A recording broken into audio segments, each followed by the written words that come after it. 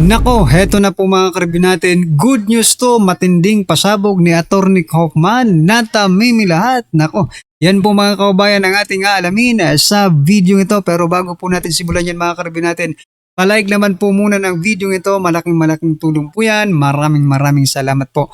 At eto nga mga kaubayan, matindi ang balita mga karibin natin. Atty. Kaufman nag-withdraw sa pagiging legal counsel ni former President Duterte.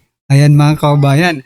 O sabi niya po dito mga karibin natin sa kanya pong naging official statement, sabi niya po dito, if my withdrawal is approved, I am convinced that I will be leaving Tatay Digong in safe hands. Ayan mga kaubayan. Iiwanan niya po sa mabuting kamay si former President Duterte. Pero teka lang, marami po ang ginagawa ng istorya ngayon si Atty. Kaufman. Sabi, pera lang daw ang habol. Kaya yan, nag-withdraw na. Pero hindi po nila na-analyze mga kaubayan na maaaring ito ay isang strategic move mga karibin natin, di ba? Mamaya mayroon po tayong analysis, no? Ito po ay nabasa lang din po natin, no? I-share po natin dito. Nabasa lang po natin sa mga ilan pong mga eksperto, no, na nagsasalita patungkol po dito sa pag-withdraw ni Atty. Kaufman. Ayan mga kaubayan, ito po. Sabi pa po dito ni Atty. Kaufman, I was sad to leave him. Ayan nalulungkot daw siya mga kaubayan. It has been a privilege for me to represent the former president. So talagang napamahal na rin po si Atty. Kaufman kay former President Duterte. So ito po mga kaubayan ang naging komento ng ating mga kaubayan patungkol po dito sa pag-resign ni Atty. Kaufman, no? And I think mga karibin natin, no, maaring isa po itong strategy, no, to delay, no, itong kaso ni former President diyan po sa The Hague, no? Kasi mga kaubayan, no, ang naiisip ko dito, this is my personal opinion maaring madili po kasi ang madili po itong paglilitis kay former President Duterte. And we all know na malaki po ang maitutulong kung iiba na po ang administrasyon, no? Kung si Vice President Sara Duterte na po ang magiging presidente, no? Mag-iiba po yung laro mga kaubayan, no? Pagdating po dito sa ICC mga karibin natin. Kaya yan pong nakikita ko, maaaring gusto lang nilang i-delay itong paglilitis sa kanya para makaabot sa 2028. Pagdating ng 2028, doon na talaga bibirada mga kaubayan. Dahil si Vice President Sara Duterte na ang presidente. Pero yan po ay opinion lang po natin mga kaubayan. Ito po ang naging opinion ng ating mga kaubayan patungkol po dyan. Sabi po dito, it means di winnable ang case, evidence are strong. Ayan. Sabi naman po dito, and the winner is at Nicholas Kaufman. Paldo na si Kaufman. Hindi ako naniniwala dyan mga kaubayan. Hindi naman, eto mga karibin natin maaring, okay, mahal nga po ang bayad kay Kaufman, pero sa tingin ko ito, hint ko lang to mga kaubayan. Maaring pwedeng hindi tinanggap ni Kaufman or something na hindi buo niyang tinanggap yung kabayaran sa kanya. Yan ay ko lang kasi napakabait po na tao ni Kaufman mga kaubayan, di ba?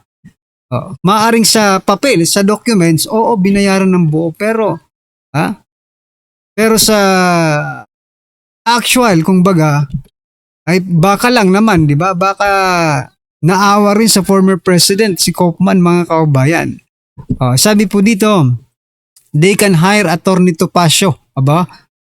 Kung pwede nga lang, di ba? Kaufman finally found out his legal fees are drug blood money. I don't think so mga karibin natin. Kasi kung yun po ang rason ni Kaufman, nung una pa lang nag-resign na po siya mga kaubayan, no? So marami po dito ang kay Kaufman, no? Ito. Pag di kalidad ang abogado, bibitawan nilang kaso pag alam nilang walang panalo. Sino nagsabi? Di ba? Hindi pa tapos ang laban, dahil ayaw nilang mabahiran ng pagkatalo ng kaso ang propesyon nila. No. no? Iba po yung rason dito kasi 1 year nga lang yung kontrata nila ni former President Duterte. So, lampas na po sila sa 1 year kaya yan ano na si Kaufman mga kababayan. Withdraw na. And I think mayroon pong papalit kay Kaufman mga kababayan. So, ito po ang mga naging pasadahan po natin to no mga kababayan. Ito pong mga naging pahayag ni Kaufman, ito pong mga naging moves na talagang masasabi mo talagang wow, mapapawaw ka dito kay Attorney Kaufman. And siyempre, pasalamatan din po natin si Attorney Kaufman sa kanyang ginawa sa na pagtatanggol, no? Dito kay former President Duterte. Ganun pa man, eto panoorin po natin mga kababayan yung kanyang mga naging pahayag, no? Dito po sa kasong ito. Eto, pasadahan po natin at alalahanin po natin to mga kababayan. But I feel that I ought to remind him that this is a court of law Yan.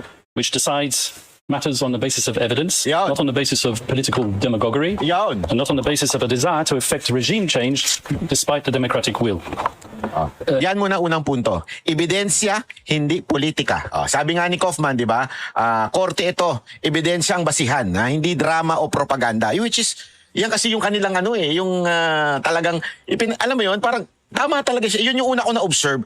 Bakit yung, yung prosecutor, para bagang ang kanilang diskarte, based on feelings, not based on evidence.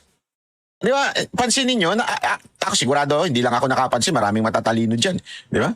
Hindi ho, hindi ho tungkol sa ebidensya ang pinresinta. Kung hindi puro drama, propaganda, di ba? Para, Correct. Yun, para kang sabi ko ano ba ito? Facebook ba ito? Labanan ba ito ng post? Labanan ba ito ng social media? Kasi gano'n na nangyayari. At alam mo, hindi, sabi ko nga di ba, bakit meron isang nagsabi doon ng prosecutor na parang sinabi daw ni Duterte na DDS siya. Siya daw ang DDS, yung Davao Death Squad. Yun na yun. Yun na ebidensya nila. Pag-amin daw ni Duterte na Davao Death Squad, siya daw yun. At pag-amin pa din daw doon sa Senado na kung saan sinabi niya na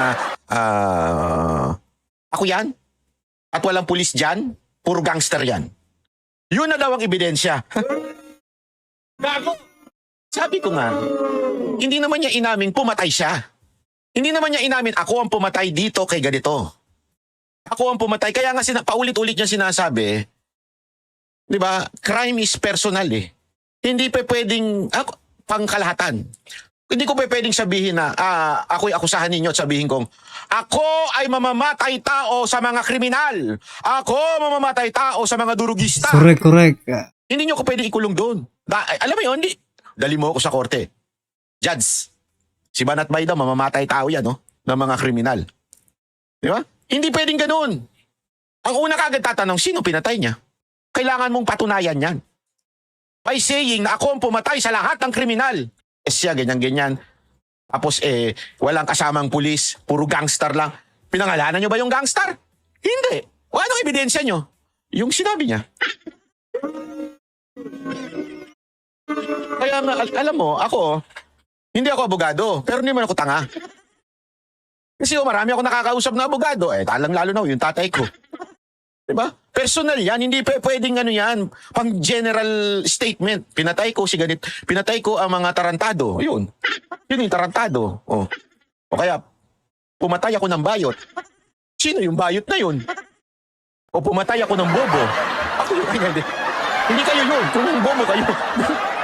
Hindi pwedeng gayon. O, ituloy natin. And certainly not on the basis of statements made by Ombudsman Jesus Crispin Remula, who professed that domestic justice would be denied, according to Mr. Butuyan, because of the lack of forensic reports and police reports. Now, I don't know which case Mr. Butuyan's metaphorical ship sailed into, but he clearly hasn't read the evidence. Whilst he was speaking, we examined the evidence, and out of that evidence, we found at least 35 reports substantiating 49 of the incidents which are mentioned in the document containing the charges. Your Honours, Rodrigo Duterte was... May doon sa 49 na incident, may 35 na reports na sumusuporta doon sa 49 incidents. Pero puro kwento lang. 'Di ba? Hindi yung wala hong talagang, kaya nga yung sinasabi niya dito, yung lalaking Pilipino na ewan ko kung saan bansa ba siya nag-aral. Hindi kaya sa yun? Ay, wag mo naman ganyang banat ba? Munti ka ko na mabanggit yung eskwelahan ni Auntie Claire. that his government, and I quote, will not assist the ICC in any way, shape, or form. Well, as we know, he failed to keep that promise. Ah.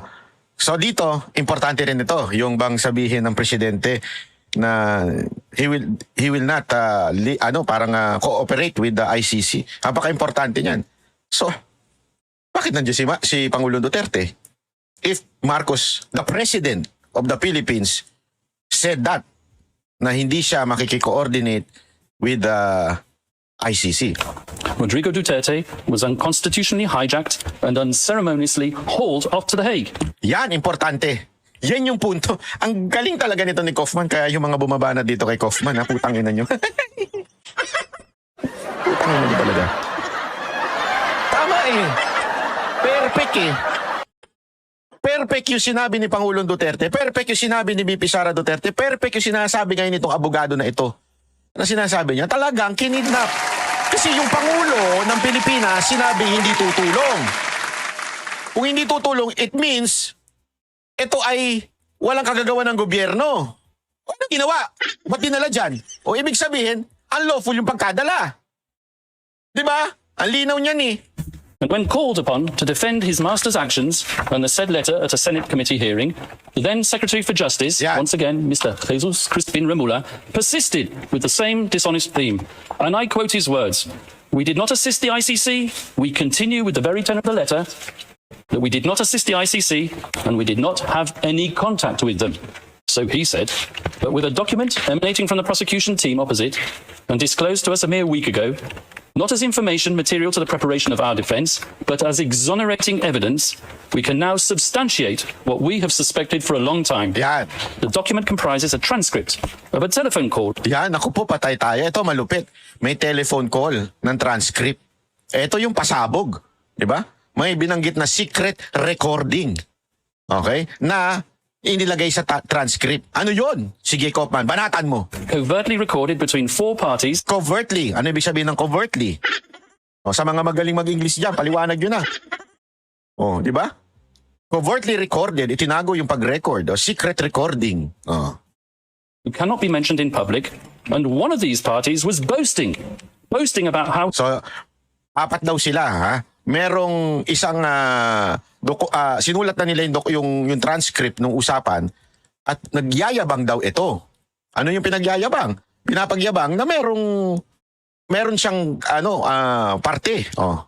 he was acting as the silent partner of President BBM, Nako. managing a scheme to Nako. funnel witnesses to this Nako. court, Sino while all kaya the time yan? ensuring that he could guarantee President BBM's plausible deniability.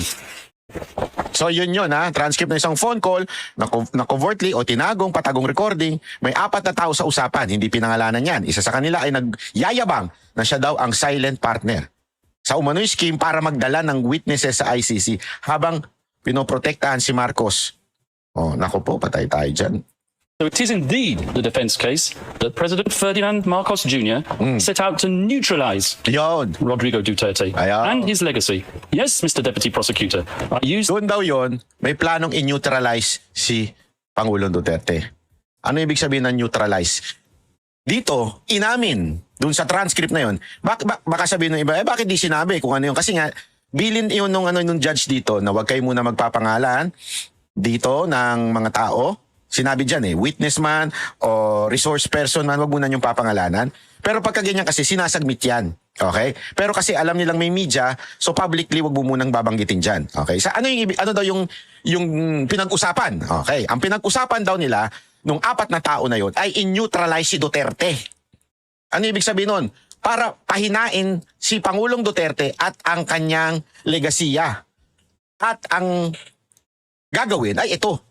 So sa madaling salita, it is not really para panagutin si Pangulong Duterte.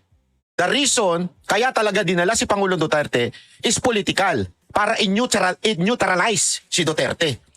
Maintindihan natin? Ibig sabihin, siraan politically. Ganon ang gawin. Oh, tuloy. that legendary word, neutralize, so central and so essential to your case theory, because you know just as well as me that I'm using the term metaphorically. And now I turn to the substance of the charges, but before I do, a word or two about the geopolitical context. Yun yung halimbawa na parang sinasabi niya, hindi kasi pag sinabi mo kasi neutralize, ang ibig sabihin nun, patayin eh. Okay? Literal. Pero yung not literal, yung siraan yung tao. Yung kanyang legasiya, siraan yung pangalan para mawala sa laro ng politika. Yun ang dahilan ng ibig sabihin ng neutralize. So para bagang sinasabi niya dito, yun din ang sinasabi ni Pangulong Duterte. Pag siya nagsalita, hindi ibig sabihin literal. Ang ibig lang sabihin, kung sinasabi niyang in-neutralize o patayin ng mga kriminal, may lalim. Hindi lang, basta nakakita ang kriminal, pang, patay. Hindi ganun. Merong mas malalim pang, ano ba yung context ng patayin? Yun yung sinasabi dito. Na mismong si Marcos din, ginagamit din daw yan through the document na meron siyang document ng transcript ng usapan nila ng 4 na tao. Yung silent partner daw ni Bongbong Marcos. The scourge of illegal narcotics is not unique to the Philippines. As we all know, it afflicts Latin America, where I can name 3 countries where the death rate at the hands of vigilantes and law enforcement agents per capita population is higher than it ever was under Duterte. And as you should know, and you will hear from the prosecution, at any rate, the Philippines as a country is uniquely positioned to act as a transit hub for the trafficking of narcotics emanating from the cartels in China. And with or without Duterte, so we argue, the death rate would have kept on rising. Indeed, as we will prove with statistics and reports, the death rate flowing from narcotics-related crime actually increased after Rodrigo Duterte left power. And where, I ask you, has the International Criminal Court been since? Now, Grabe yun, ano? Ulitin natin para maintindihan natin. without Duterte, so we argue, the death rate would have kept on rising. Indeed, as we will prove with statistics and reports, Ayan, we will prove. Papatunayan daw na talagang tumaas after ni Pangulong Duterte. the death rate flowing from narcotics-related crime actually increased after Rodrigo Duterte. Yung death rate. Kasi para bagang sinasabi niya dito, sinabi niyo maraming namatay sa war on drugs. Actually, sabi pa niya dito we will prove to you through records, statistics, na mas marami pang namatay after ni Pangulong Duterte. Di ba? So yan mga kababayan, ano po ang inyong opinion, reaksyon patungkol po sa video ito? Just comment down below at syempre, huwag pong kalimutang i-like ang video ito. Malaking tulong po yan. Maraming salamat po.